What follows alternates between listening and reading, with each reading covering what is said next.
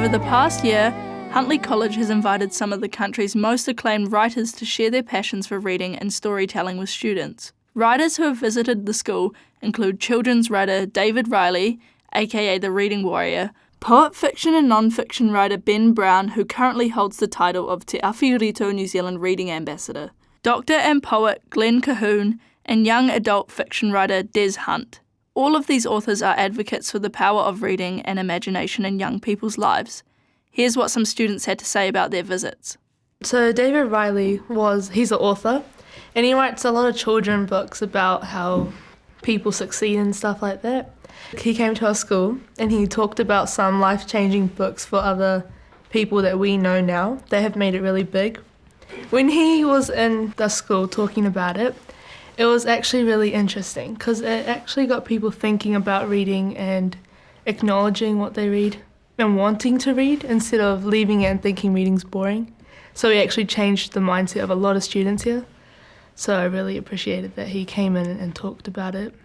He was talking about other people's life stories and how they went from not really looking forward to education and not feeling it to reading books and getting somewhere in life that they never thought that could actually happen due to personal reasons, and then actually making it further. I think David's influence on the school was very good because we could relate to him. We could relate to his story and how he portrayed himself to be a reader and a poet. All our friends have been reading ever since. I think I'm really enjoying the comics because I used to hate reading. I used to really despise it. I never used to read, but lately I've been reading a lot. The first day after he came, I read a book in an hour. It was like a poem type of book. It was really interesting. And since then I've been reading every night instead of going on my phone to fall asleep. Me and my friends were inspired to read books every week.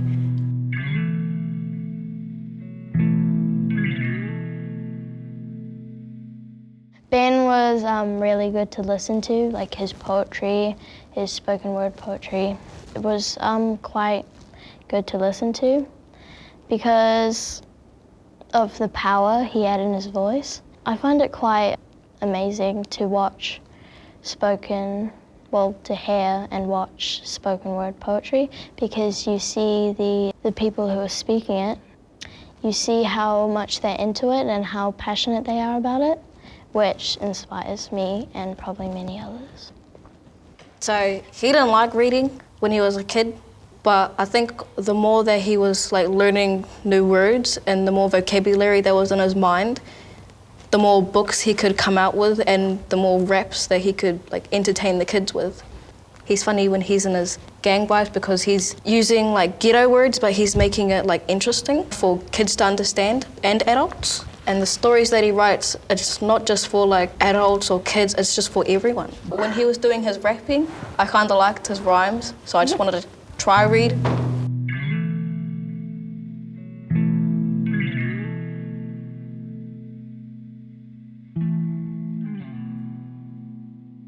We had Glenn that came into our school, and Glenn's story was about his family and how they got separated and then they connected again. And his great-grandmother kicked someone out from Scotland, and then they connected again, and then he started doing poetry and writings.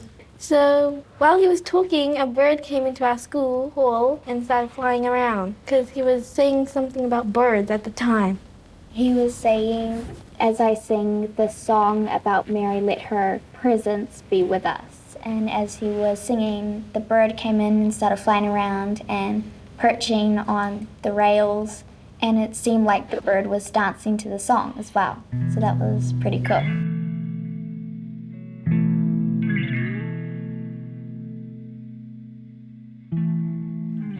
As part of the New Way Forward, Huntly College teachers started reading books to tamariki and rangatahi in class.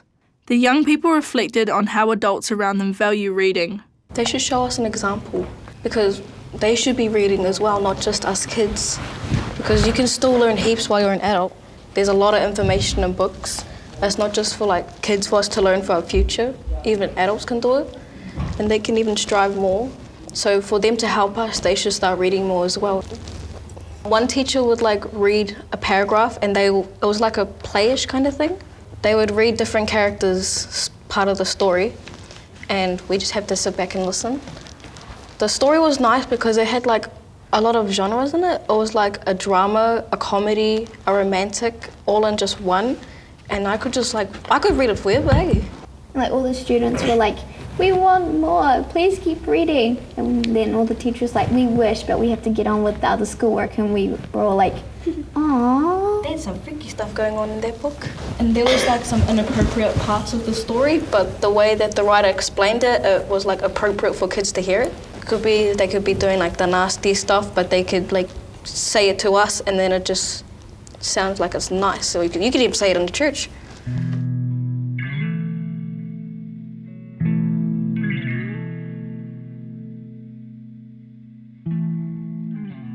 Young people were asked about their views about what could entice young readers to get more into reading.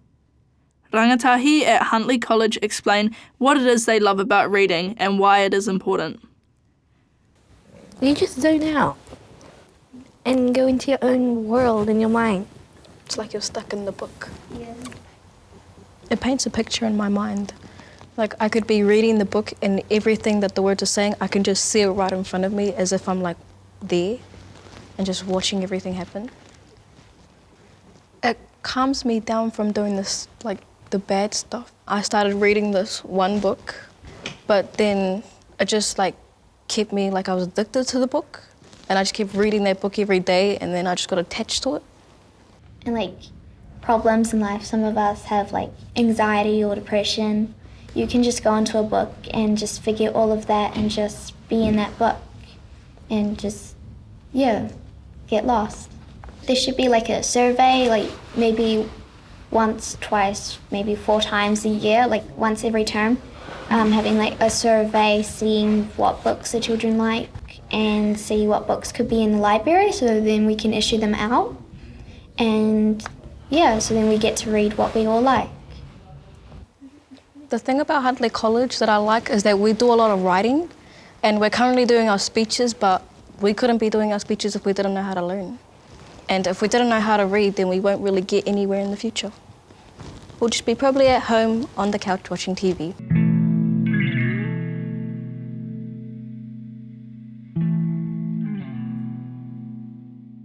Bella has benefited from the school's new approach. She speaks about her passion for reading and how workshops hosted at the school taught her about poetry. During these workshops, she wrote an awesome poem that her friends and classmates related to, which she recites. Kia ora. My name is Bella, and I am a mix of Māori, Italian, and English. English and Italian from my mum's side, Māori from my dad's side. My whakapapa is Atiawa in Taranaki, and Amalfi, Italy. And I am going to be speaking a poem that I have written, and it is called Repeat.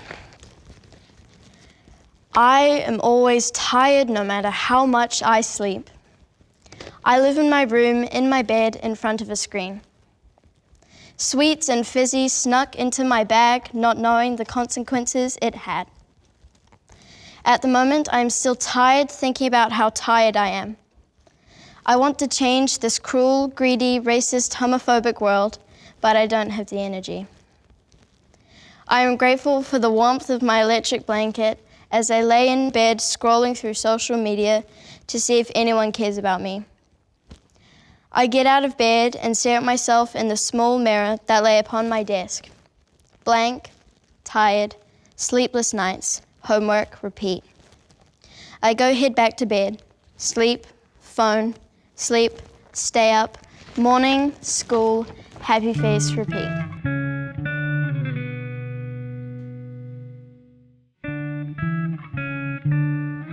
I think it was a couple of weeks ago. We were doing a workshop. I didn't really know and I didn't really understand poetry. I didn't know you could write about anything, literally anything. and that workshop helped me understand. It helped me understand that poetry is about expressing yourself, which I liked as well. I wasn't really into poetry. I didn't think about it at all. I just kind of thought of it as some boring old thing that people don't really do anymore. But because of the workshops and the people who've come here, it's helped me understand a lot more about poetry. And one of our exercises was to write a poem that relates to you. So I wrote a poem about how I used to stay up and do my homework and talk with friends and play games all night, and I didn't get any sleep, and I woke up and then I went to school and then I did that again. And I think a lot of people can relate to that.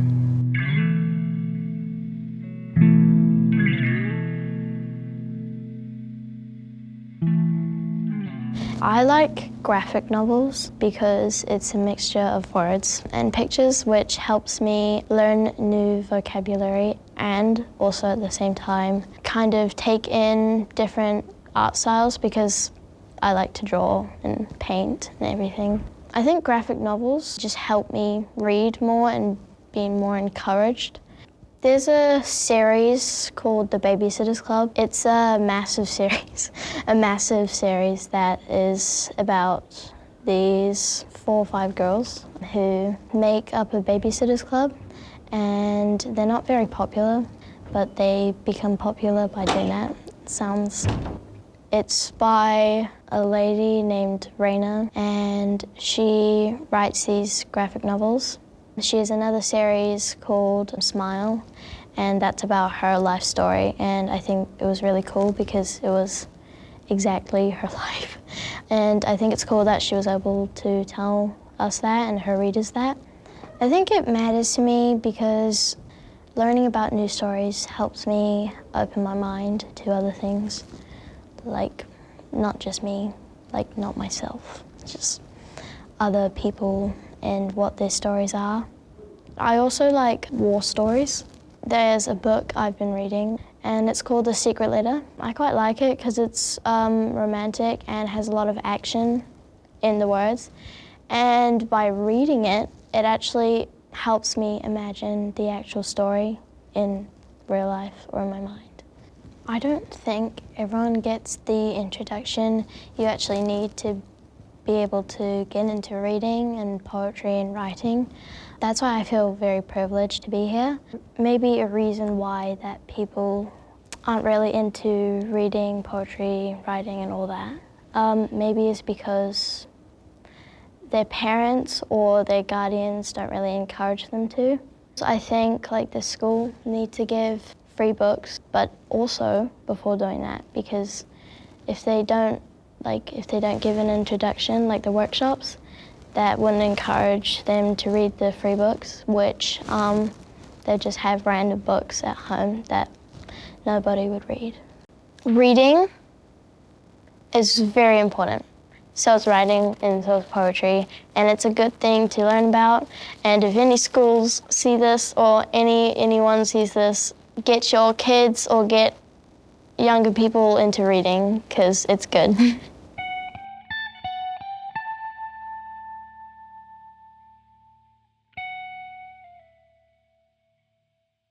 Eric and Tian are senior learners who have discovered the joy of reading. They share their experiences about how reading has influenced them and expanded their world. I like books with movies. Do you guys know the book or movie The Fault in Our Stars? My sister, she goes to university in Otago. That was one of the books that she brought back. There's 2 Kent's kids and they fall in love with each other. It's just a really nice story. But I read the book first and then I watched the movie afterwards, and it's so nice to see how it links up together. Because you read the book and you can tell how much more information the book has than the movie. And it's really nice. The book was really nice because it just had way more information than a 2-hour movie. That's the first proper book that I really got into. I think it's the first book I looked forward to reading instead of having it as a chore like when you go to school. and having to read for the teacher. Yeah, and that book was just really good because opened up my vocabulary a lot too. For me, when I had free time, I would always just kick back in the bed and read some of that. Because I'm a pretty big gamer, and that's one thing that I used to look forward to more than gaming at the time. And yeah, I read that, watched the movie, yeah. But I really haven't found another book since, like that.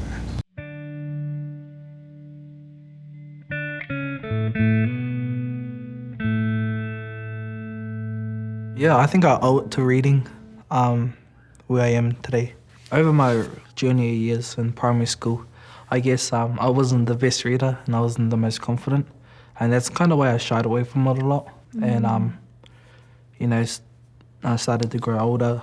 I thought I'd pick up a book one day, started reading, then, you know, I started losing track of time. Next thing I know, I was through 3 or 4 books and I was like chatting away with my friends about them.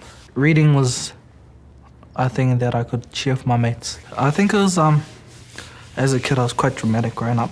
When I lived with my grandparents, you know, I wasn't around other kids so often. And I think I'd tend to lash out or act out in an attempt to draw someone's attention. So as a kid, I was quite funny, outgoing, loud.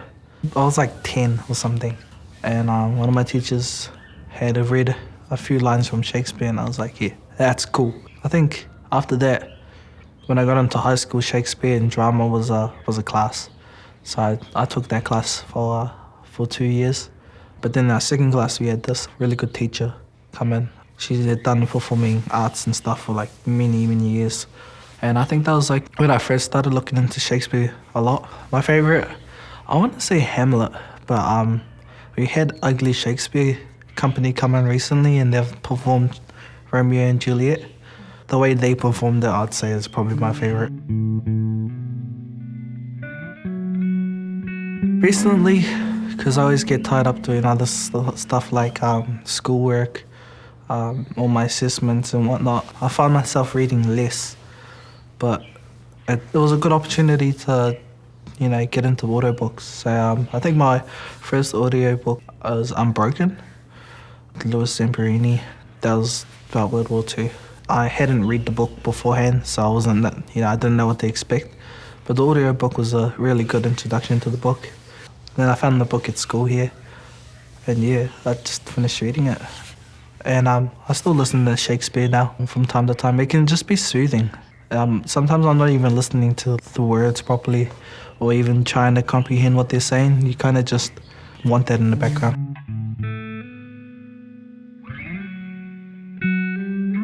Over lockdown, because I was in the transition stage of moving houses, all my schoolwork from my other school got sent to my old house address. And so I didn't get any work over the holidays. You know, I didn't get access to any technology. So I found myself just reading a lot.